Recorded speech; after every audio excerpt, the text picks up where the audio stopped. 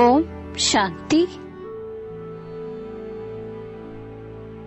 10/4/2025.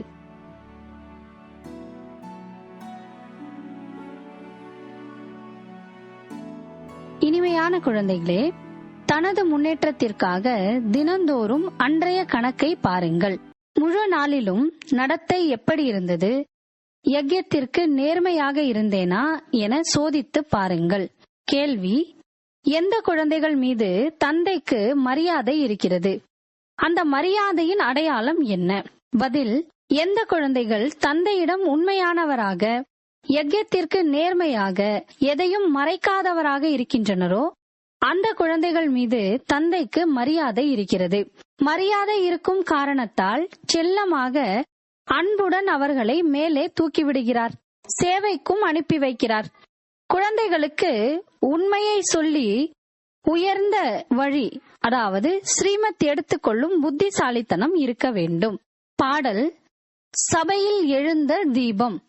ஓம் சாந்தி. இப்போது இந்த பாடல் தவறாக உள்ளது. ஏனென்றால் நீங்கள் தீபம் அல்ல. ஆத்மாவை உண்மையில் தீபம் என சொல்லப்படுவது இல்லை. பக்தர்கள் பல பெயர்களை வைத்துவிட்டனர். தெரியாத காரணத்தால் தெரியாது எனவும் சொல்லவும் செய்கின்றனர். எங்களுக்கு தெரியாது, நாங்கள் நாஸ்திகர்கள் என்றாலும் கூட எந்த பெயர் தோன்றுகிறதோ அதனை வைத்து விடுகின்றனர். பிரம்மம், ஜோதி, கல், முள் இவைகளில் கூட பரமாத்மா இருப்பதாக சொல்லிவிடுகின்றனர். ஏனெனில் பக்தி மார்க்கத்தில் யாரும் தந்தையை சரியாக தெரிந்து கொள்ள முடிவதில்லை. தந்தையே வந்து தனது அறிமுகத்தை கொடுக்க வேண்டியுள்ளது. சாஸ்திரங்களில் கூட தந்தையை பற்றி அறிமுகம் இல்லை. எனவே நாஸ்திகர் என்று கூறப்படுகிறது. இப்போது குழந்தைகளுக்கு தந்தை அறிமுகம் கொடுத்துள்ளார். ஆனால் தன்னை ஆத்மா என புரிந்து கொண்டு தந்தையை நினைவு செய்வதில் மிகவும் புத்தியின் வேலை உள்ளது. இந்த சமயம் புத்தி கல்லாக உள்ளது. ஆத்மாவில் தான் புத்தி உள்ளது. கர்மேந்திரியங்கள் மூலம் ஆத்மாவின் புத்தி தங்கம் போன்று உள்ளதா அல்லது கல்லாக உள்ளதா என்பது தெரிந்துவிடும். அனைத்தின் ஆதாரம் ஆத்மாவில் உள்ளது. மனிதர்கள் ஆத்மாவே பரமாத்மா, அதில் எதுவும் ஒட்டாது, ஆகவே என்ன வேண்டுமானாலும் செய்யுங்கள் என சொல்லிவிடுகின்றனர். மனிதர்களாக இருந்தும் தந்தையை தெரிந்து கொள்ளவில்லை. மாயையாகிய ராவணன் அனைவரின் புத்தியையும் கல்லாக ஆக்கிவிட்டது என்று தந்தை சொல்கிறார். நாளுக்கு நாள் அதிகமாக தமோ பிரதானமாக ஆகி வருகின்றனர். மாயையின் வேகம் அதிகமாக உள்ளது. திருந்துவதே இல்லை. இரவில் முழு நாளுக்கான தனது கணக்கு வழக்கை பாருங்கள். நான் என்ன செய்தேன் என்று.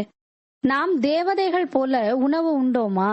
நடத்தை சட்டப்படி இருந்ததா அல்லது அனாதைகள் போல இருந்ததா? இவ்வாறு குழந்தைகளுக்கு புரிய வைக்கப்படுகிறது. தினந்தோறும் தனது கணக்கு வழக்கை பார்க்காவிட்டால் உங்களுடைய முன்னேற்றம் ஏற்படாது. பலரை மாயா அடித்து விடுகிறது. இன்று என்னுடைய புத்தியின் தொடர்பு இன்னாருடைய பெயர் ரூபத்தில் போனது, இன்று இந்த பாவ கர்மம் நடந்தது என்று எழுதுகின்றனர். இப்படி உண்மையை எழுதுபவர்கள் கோடியில் மிக சிலரே உள்ளனர். நான் யார், எப்படி இருக்கிறேன் என என்னை யாரும் முழுமையாக தெரிந்து கொள்வதில்லை. தன்னை ஆத்மா என புரிந்து கொண்டு தந்தையை நினைவு செய்தால் கொஞ்சம் புத்தியில் ஏறும். நல்ல நல்ல குழந்தைகள் இருக்கின்றனர், மிகவும் நன்றாக ஞானம் சொல்கின்றனர். ஆனால் யோகம் கொஞ்சமும் இல்லை என தந்தை சொல்கிறார். முழுமையாக புரிந்து கொள்ளவில்லை, புரிந்து கொள்ள முடிவதில்லை. ஆகையால் பிறருக்கு புரிய வைக்கவும் முடிவதில்லை. முழு உலகின் மனிதர்கள் படைப்பவரை பற்றியோ படைப்பை பற்றியோ முற்றிலும் தெரிந்து கொள்ளவில்லை எனும்போது ஒன்றுமே தெரிந்து கொள்ளவில்லை என்றுதான் அர்த்தம். இது கூட நாடகத்தில் பதிவாகி உள்ளது. நாடகம் மீண்டும் நடக்கும். 5000 வருடங்களுக்கு பிறகு இந்த சமயம் வரும். மேலும் நான் வந்து புரிய வைக்க வேண்டியிருக்கும். ராஜ்யத்தை எடுப்பது என்பது குறைந்த விஷயம் அல்ல. மிகவும் உழைப்பு தேவை. மாயை நன்றாக போர் செய்கிறது. பெரிய யுத்தம் நடக்கிறது. மல்யுத்தம் நடக்கிறதல்லவா? மிகவும் புத்திசாலியாக உள்ளவர்கள்தான் மல்யுத்தம் செய்கின்றனர். என்றாலும் கூட ஒருவர் மற்றவரை மயக்கமடைய செய்கின்றனர் அல்லவா? பாபா மாயையின் புயல்கள் நிறைய வருகின்றன, இப்படியெல்லாம் நடக்கிறது என்றெல்லாம் சொல்கின்றனர். அதுவும் மிக சிலரே உண்மையை எழுதுகின்றனர். பலர் மறைத்து விடுகின்றனர். நான் பாபாவுக்கு எப்படி உண்மையை சொல்வது, எப்படி ஸ்ரீமத் எடுப்பது என்ற புத்தி இல்லை. விவரிக்க முடிவதில்லை. மாயை மிகவும் பலம் வாய்ந்தது என்பது தந்தைக்கு தெரியும். உண்மையை சொல்வதில் வெட்கம் உண்டாகிறது. சொல்லவே வெட்கப்படும்படியான காரியங்கள் அவர்கள் மூலமாக நடந்து விடுகிறது. தந்தையோ மிகவும் மரியாதை கொடுத்து மேலே எழ வைக்கிறார். இவர் மிகவும் நல்லவர், இவரை ஆல்ரவுண்டர் சேவைக்கு அனுப்பி வைப்பேன், எல்லாவிதமான சேவைக்கு அனுப்பி வைப்பேன். அவ்வளவுதான். தேக அகங்காரம் வருகிறது, மாயையின் அடி கிடைக்கிறது. இவர் விழுந்தார். பாபா எழ வைப்பதற்காக மகிமையும் செய்கிறார். செல்லமாக அன்புடன் மேலே எழுப்புவேன். நீங்கள் மிகவும் நல்லவர், ஸ்தூலமான சேவையும் கூட செய்வதில் வல்லவர். ஆனால் இலக்கு மிகவும் உயர்ந்தது என சரியான விதத்தில் அமர்ந்து கூறுகிறார். தேகம் மற்றும் தேகத்தின் சம்பந்தங்களை விட்டுவிட்டு தன்னை அஷரீரியான ஆத்மா என புரிந்து கொள்வது இந்த முயற்சி புத்தியின் வேலையாகும். அனைவரும் முயற்சியாளர்கள். எவ்வளவு உயர்ந்த ராஜ்யம் ஸ்தாபனையாகிக் கொண்டிருக்கிறது. அனைவரும் தந்தையின் குழந்தைகளாகவும் மாணவர்களாகவும் பின்பற்றுபவர்களாகவும் உள்ளனர். இவர் முழு உலகிற்கும் தந்தை ஆவார். அனைவரும் அந்த ஒரு தந்தையை அழைக்கின்றனர். அவர் வந்து குழந்தைகளுக்கு புரிய வைத்தபடி இருக்கிறார். என்றாலும் கூட அந்த அளவு மரியாதை இருப்பதில்லை. பெரிய பெரிய மனிதர்கள் வருகின்றனர். எவ்வளவு மரியாதையுடன் கவனித்துக் கொள்கின்றனர். எவ்வளவு பகட்டு இருக்கிறது. இந்த சமயத்தில் அனைவருமே தூய்மையற்றவர்கள். ஆனால் தம்மை பற்றி புரிந்து கொள்வதில்லை. மாயை மிகவும் துச்ச புத்தியாக ஆக்கிவிட்டது. சத்யுகத்தின் ஆயுள் இவ்வளவு நீண்டது என சொல்லிவிடுகின்றனர். அவர்களை 100% புத்தியற்றவர்கள் என்று தந்தை சொல்கிறார். மனிதர்களாக ஆகி என்ன காரியங்களை செய்கின்றனர்? 5000 வருடங்களின் விஷயத்தை லட்சக்கணக்கான வருடங்கள் என்று சொல்லிவிடுகின்றனர். இதையும் தந்தை வந்து புரிய வைக்கிறார். 5000 வருடங்களுக்கு முன்பு இந்த லட்சுமி நாராயணனின் ராஜ்யம் இருந்தது. இவர்கள் தெய்வீக குணமுடைய மனிதர்கள். ஆகையால் அவர்களை தேவதைகள் என்றும் அசுர குணமுடையவர்களை அசுரன் என்றும் சொல்லப்படுகிறது. அசுரர்கள் மற்றும் தேவதைகளுக்கிடையான இரவு பகலுக்குண்டான வேறுபாடு உள்ளது. எவ்வளவு சண்டை சச்சரவுகள் ஏற்படுகிறது. ஏற்பாடுகள் நன்றாக நடக்கிறது. இந்த யஜ்யத்தில் முழு உலகமும் ஸ்வாகா ஆக வேண்டும். இதற்காக இந்த அனைத்து ஏற்பாடுகளும் தேவையல்லவா? குண்டுகள் போட ஆரம்பித்தால் நிறுத்தப்படுமா என்ன? சிறிது நேரத்தில் அனைவரிடமும் நிறைய குண்டுகள் சேர்ந்துவிடும். ஏனெனில் விநாசம் உடனடியாக நடக்க வேண்டும் அல்லவா? பிறகு ஆஸ்பத்திரிகள் போன்றவை இருக்காது. யாருக்கும் தெரியாது. சித்தி வீடு போன்றதல்ல. விநாசம் காட்சிகள் போன்றவைகள் ஒன்றும் சாதாரண விஷயம் அல்ல. எங்கும் தீப்பிடித்திருக்கும் காட்சி ஏற்படுகிறது. முழு உலகத்தின் தீயை பார்க்க முடியுமா?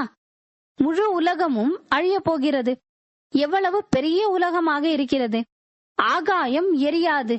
இந்த பூமிக்குள் என்னவெல்லாம் இருக்கிறதோ அவை அனைத்தும் அழிந்துவிடும். சத்யுகம் மற்றும் கலியுகத்திற்கும் இரவு பகலுக்குண்டான வித்தியாசம் இருக்கிறது. எவ்வளவு அதிகமான மனிதர்கள் இருக்கிறார்கள். விலங்குகள் இருக்கின்றன. எவ்வளவு பொருட்கள் இருக்கின்றன. இது கூட குழந்தைகளுடைய புத்தியில் கஷ்டப்பட்டுதான் நிற்கிறது. 5000 ஆண்டுகளின் விஷயம் சிந்தித்து பாருங்கள். தேவி தேவதைகளின் ராஜ்யம் இருந்தது அல்லவா? எவ்வளவு குறைந்த மனிதர்கள் இருந்தார்கள். இப்போது எவ்வளவு மனிதர்கள் இருக்கிறார்கள். இப்போது கலியுகமாகும். இது கண்டிப்பாக அழிய வேண்டும். இப்போது பாபா ஆத்மாக்களுக்கு கூறுகின்றார், என்னை மட்டும் நினைவு செய்யுங்கள். இதையும் புரிதலோடு நினைவு செய்ய வேண்டும். அப்படியே சிவ சிவா என்று நிறைய பேர் சொல்லிக் கொண்டிருக்கிறார்கள். சிறிய குழந்தைகள் கூட சொல்லிவிடுகிறார்கள். ஆனால் புத்தியில் எந்த புரிதலும் இல்லை. அவர் புள்ளியாக இருக்கிறார் என்று அனுபவத்தின் மூலம் சொல்வதில்லை. நாமும் அவ்வளவு சிறிய புள்ளியாக இருக்கிறோம். இப்படி புரிதலோடு நினைவு செய்ய வேண்டும். முதலில் நான் ஆத்மா என்பதை உறுதி செய்யுங்கள். பிறகு பாபாவின் அறிமுகத்தை நல்ல விதத்தில் புத்தியில் தாரணை செய்யுங்கள்.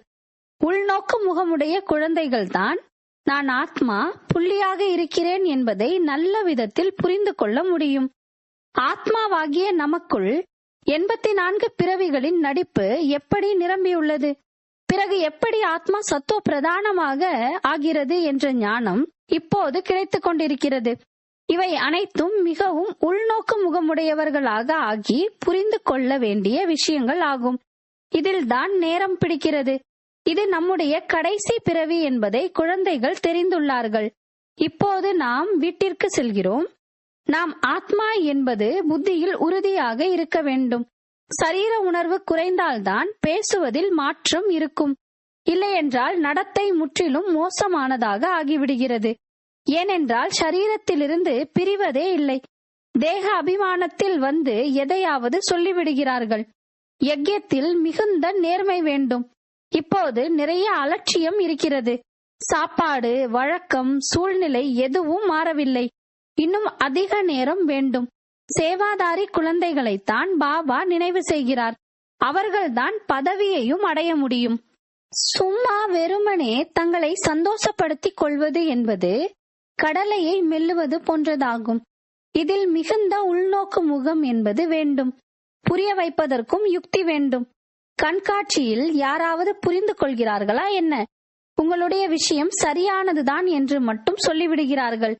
இங்கேயும் கூட வரிசை கிரமம் என்பது இருக்கிறது. நாம் குழந்தைகளாக ஆகியுள்ளோம். நமக்கு பாபாவிடமிருந்து சொர்க்கத்தின் ஆஸ்தி கிடைக்கிறது என்ற நிச்சயம் இருக்கிறது. ஒருவேளை நாம் பாபாவினுடைய சேவையை முழுமையாக செய்தோம் என்றால் நம்முடைய தொழிலே இதுதான் ஆகும். முழு நாளும் ஞான சிந்தனை நடந்து கொண்டே இருக்கும். இந்த பிரம்மா பாபா கூட ஞான சிந்தனை செய்வார் அல்லவா? இல்லை என்றால் இவர் எப்படி பதவியை அடைவார்?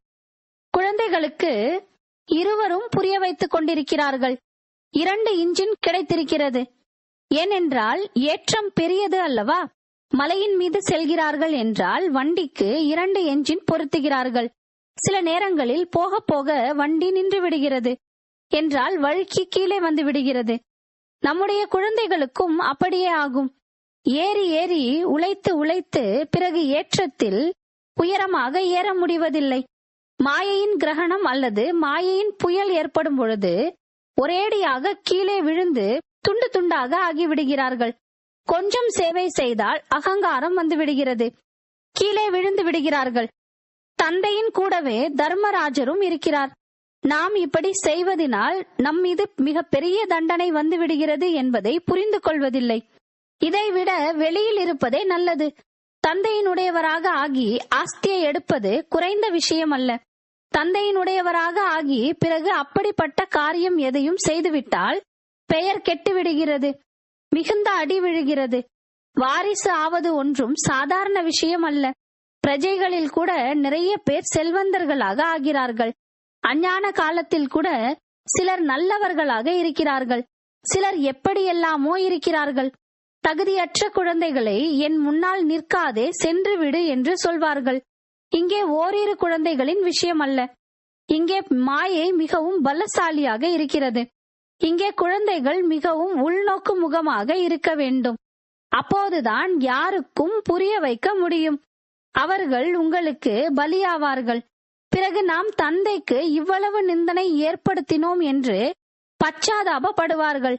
சர்வ வியாபி என்று சொல்பவர்கள் அல்லது தன்னைத்தான் ஈஸ்வரன் என்று சொல்பவர்களுக்கு தண்டனை என்ன குறைவாகவா இருக்கும்?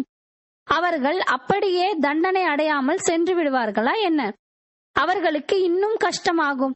நேரம் வரும் பொழுது பாபா இவர்கள் அனைவரிடமும் கணக்கு கேட்பார். இறுதி தீர்ப்பு நேரத்தில் அனைவருடைய கணக்கு வழக்கும் முடிகிறது அல்லவா? இதில் மிகுந்த பரந்த புத்தி வேண்டும். மனிதர்கள் யார் யாருக்கெல்லாம் அமைதியின் பரிசு கொடுத்து கொண்டிருக்கிறார்கள் என்று பாருங்கள். இப்போது உண்மையில் அமைதியை உருவாக்குபவர் ஒரே ஒருவர்தான். தூய்மை, அமைதி, செல்வம் நிறைந்த உலகம் பகவானினுடைய ஸ்ரீமத் படி ஸ்தாபனை ஆகிக் கொண்டிருக்கிறது என்று குழந்தைகள் எழுத வேண்டும். ஸ்ரீமத் என்பது புகழ் வாய்ந்ததாகும். ஸ்ரீமத் பகவத்கீதை சாஸ்திரத்திற்கு எவ்வளவு மதிப்பளிக்கிறார்கள். யாராவது மற்றவருடைய சாஸ்திரத்தையோ கோயிலையோ ஏதாவது செய்துவிட்டால் எவ்வளவு சண்டை போடுகிறார்கள். இப்போது முழு உலகமும் எரிந்து சாம்பலாகிவிடும் என்பதை நீங்கள் தெரிந்துள்ளீர்கள். இந்த கோவில், மசூதி போன்றவை அனைத்தும் எரித்து கொண்டே இருப்பார்கள். இவை அனைத்தும் நடப்பதற்கு முன்னால் தூய்மையாக ஆக வேண்டும். இந்த கவலை எப்போதும் இருக்க வேண்டும்.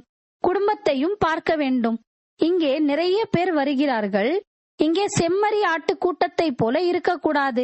ஏனெனில் இது விலை மதிப்பு மிகுந்த வாழ்க்கையாகும். இதை மிகவும் பாதுகாத்து வைக்க வேண்டும். குழந்தைகள் போன்றோரை அழைத்து வருவது நிறுத்தப்பட வேண்டும். இவ்வளவு குழந்தைகளை எங்கே வைத்து பராமரிப்பது?